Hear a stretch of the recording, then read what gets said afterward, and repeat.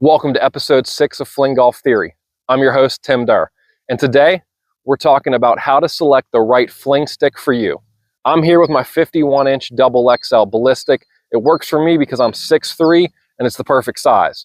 But there's the launch, the stinger, a lot of options, a lot of different sizes and grips and different things that you can consider when you're choosing your fling stick. So we're going to get into all that today.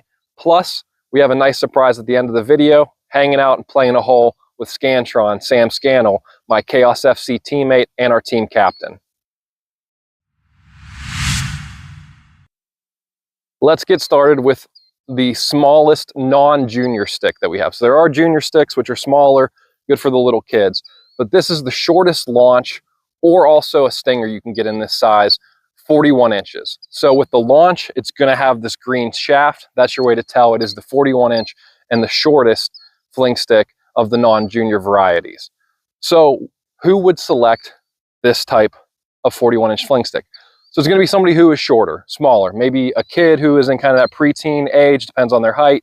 You get a little under 5 foot. This is probably going to be a good distance for somebody that height. The launch also extends beyond this to a 44 and a 47-inch, which we'll show you next. Now here's the 44-inch launch. So a couple inches bigger, blue shaft, and composite material. So the launch is a composite. It's not full carbon fiber. It's composite. It gives a little different flexibility than you'll see in the stinger and in the ballistic. But this blue one, 44 inches, has the shorter grip on it here. This is good for somebody in that 5'2" to 5'5" range. Of course, it all depends on some different metrics, but the first thing you want to think about is your height when you're selecting the length of your fling stick. So this is the 44-inch medium launch. Now this is the large launch, 47 inches. It has the red shaft. Once again, same grip, same black head on it. This is going to be for most people in kind of a normal height size, somewhere between, I'd say 5'7", up to about 6 foot. This is definitely a stick that would work fine for you at 47 inches. It is the largest size of the launch, and also a stinger comes in the same size of 47 inches. Now we have the stinger. So this is a 47-inch large stinger. They come in an orange shaft or a black shaft, your choice. But with the stinger here, you really have a stick that anybody in the game can use. 47-inch one is the one that I started out with. This is actually my very first fling stick. And the thing you notice difference between the launch and the stinger is that this is carbon fiber, where that is a composite material. So there is a little different whip. I think the stinger goes a little further. The give's a little different compared to the launch. But starting out, depending on your head speed, your size, your height, both of those can do the job. It's just whatever you're comfortable with and what you like. But this was my very first stick. It got me started into the sport. I used it for a couple months before I upgraded to my current ballistic. But it is a great stick. It gets the job done. And we'll get into kind of some more of the specifics and differences of why you might pick one over the other shortly. Finally, we have the ballistic. So the smallest ballistic starts at the largest size of the launch and stinger. So the smallest ballistic will also be 47 inches. It'll have this grip on it, and it'll have your customized head options that you can select with the ballistic as well. So from this one though, this is the XXL. So the XL will be 49 inches, XXL 51 inches. So this is currently the largest stick that FlingGolf makes, largest fling stick out there. And for me, being 6'3", it is definitely what I want to use. I can really get the most out of it with my momentum. I like the bigger grip. It allows you to position your hands a little differently, where the other grip ends about right here. So you're kind of confined with your hand placement.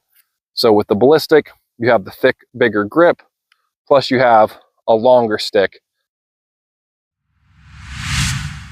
Now let's get into some of the differences that are occurring between these two sticks. So you have your ballistic, this is a XXL over here, and you have your large stinger over here. So this is 47 inches, the largest it gets for the stinger, 51 inches, largest that it gets for the ballistic. And so you can see there is that 4-inch difference between the two of them. But the thing that stands out more is here are the grips. So you have an extra about 7-8 inches of grip opportunity with this one compared to this. And so I think for a lot of us players who like more of kind of a low approach down here, especially with our drives, you know, we like to be able to have this distance. Because if I show you on the Stinger, it's kind of hard to position my hand where I want it to be and follow through with that. So I like the Ballistic, especially for my height. So something else you really need to consider, and I'll show you from here again, is where does this kind of come up on your body whenever you're putting? Because putting is very important. So for me, I can kind of nestle in comfortably with the Ballistic. This was a little shorter, kind of felt more like a traditional putter.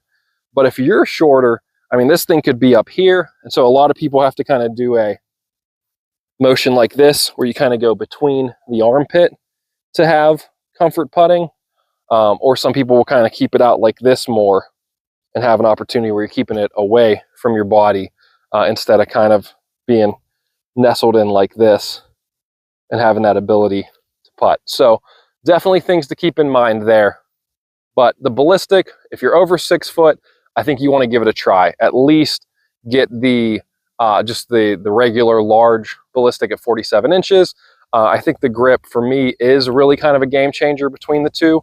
But a lot of people, they've had success and they're comfortable with the smaller grip on a Stinger. But I like the Ballistic, and yeah, I think if you're above 6 feet tall, you're probably going to want to get an XL, maybe a double XL. You know, I mean, I had a 4-inch change, and it was definitely an adjustment. I was still early in my FlingGolf journey, so I hadn't quite honed in all of my skill set yet, but I knew I wanted to make the upgrade and kind of grow into the double XL Ballistic before I got too comfortable with the Stinger. So the biggest thing for me with the size difference was that I initially wasn't bringing the head speed through. So when I had this Stinger, my motion was a little more up here. So I would kind of come through more like that. And as I transitioned to the Ballistic, I started to lower down here more. And so initially I wasn't bringing through enough speed. And so my ball, because this was coming through behind, would come out and to the left. So as I worked to increase my head speed, that really gave me more opportunities and more success with the longer stick. And it's really been a true game changer and a true benefit the more and more I've played. And there's plenty of guys who've made that transition where maybe they start with a 49-inch Ballistic. Scantron, who you'll see later in this video, played all last season with the 49-inch, which is the XL Ballistic. So 2 inches, you think, hey, not a huge difference. But when you are generating that head speed, you're generating that force, the extra 2 inches of length really does give you more when you're swinging through with the ball like that. So a lot of things worth considering. And I think whatever stick you choose, you can, you know, find a way to make it match your game. You can adjust and adapt to it. And nothing wrong with trying out some different ones, trying some different things out with them, and settle on whatever's comfortable for you. I went the 51-inch double XL Ballistic, and that's what works for me. See what works for you. All right, we're here on the 5th hole at Winding Creek Golf Course. It's a par 4, 324 yards, little dog leg right down the hill. So I'm hoping to get this ball within 100 yards. So do the math.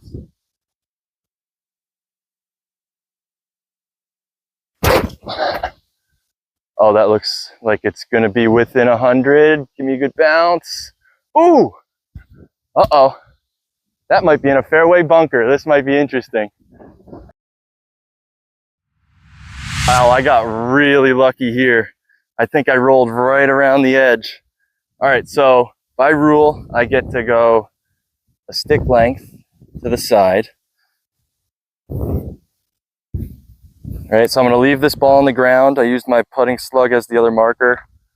I get to stand right here. Just under yards.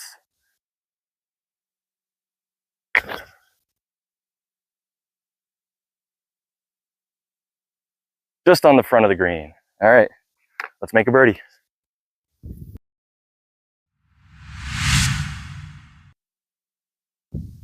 All right, so my approach shot didn't quite make the green, so I don't have to back up at all. I can keep my feet behind the ball. I'm gonna do my patented loophole shot, except I don't have to worry about the edge of the green. Some height, let it land softly. Sit, sit, sit. All right, it's makeable. Yeah, pull it. All right, need this to save par. Little left or right. There we go. Thanks for tuning into this episode of FlingGolf Theory. As always, if you have suggestions, topic ideas, anything that you want to send me to improve on and kind of cover in the future, feel free to reach out. I'm definitely planning to keep this series going, making a lot of good content. I think we still have a lot to cover around the game of fling golf, but I'm always interested in your feedback to make this a better product. As we get kind of into the end of summer here, I might move to more of an every other week cadence. But we'll see kind of as the content comes out. I definitely have plenty of ideas I still want to work on, but we'll kind of just see how my schedule, travel, and other things allow. But just wanted to put that in there for you guys. So stay tuned. More videos coming. I'll keep you guys updated on everything that we're working on. And thanks again for tuning into this episode of FlingGolf Theory.